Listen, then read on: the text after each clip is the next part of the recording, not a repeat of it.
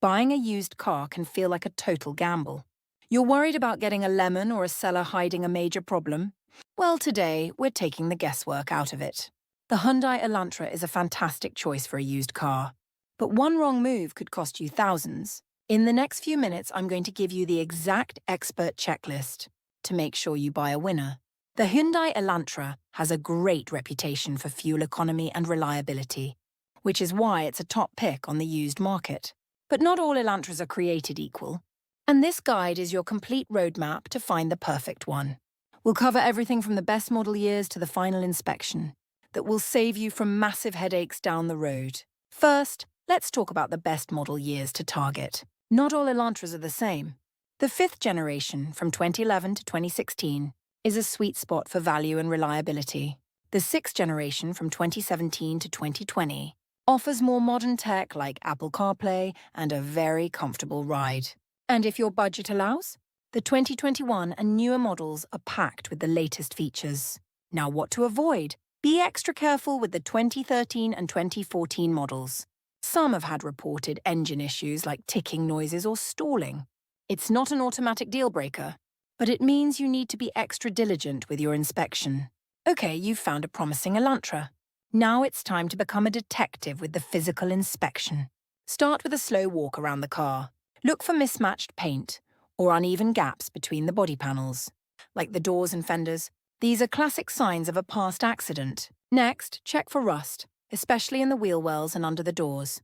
A little surface rust is okay, but if you see bubbling paint or holes, walk away. Finally, look at the tires. Is the wear even across all four? If not, it could point to alignment problems or more serious suspension issues. Now let's pop the hood. The engine should be relatively clean, but not so clean that it looks like someone is trying to hide an oil leak. Look for any signs of black or greasy grime around the engine and hoses. Check the fluids. The engine oil, coolant, and brake fluid should all be at the correct levels and shouldn't look dark, cloudy, or smell burnt. Next, step inside the car. You need to test everything.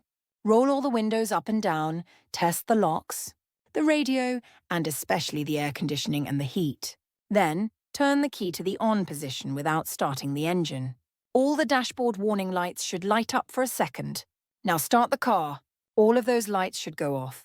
If any warning light stays on, there's a problem that needs to be diagnosed. Now for the part people often skip, but it is the most critical, the paperwork. Never ever buy a car without getting a vehicle history report from a service like Carfax or AutoCheck. This report is your window into the car's past, revealing accident history, service records, and any title issues like flood damage. Ask the owner for their maintenance records. A stack of receipts is a great sign that the car was well cared for. Also check if the warranty is transferable. For Hyundai, the second owner often gets a 5-year, 60,000-mile powertrain warranty from the original purchase date. A quick call to a Hyundai dealer with the VIN can confirm this. Finally, it's time for the test drive and the professional inspection. On your test drive, turn the radio off. Listen for any strange noises knocking from the engine, squealing from the brakes, or clunking sounds when you go over bumps.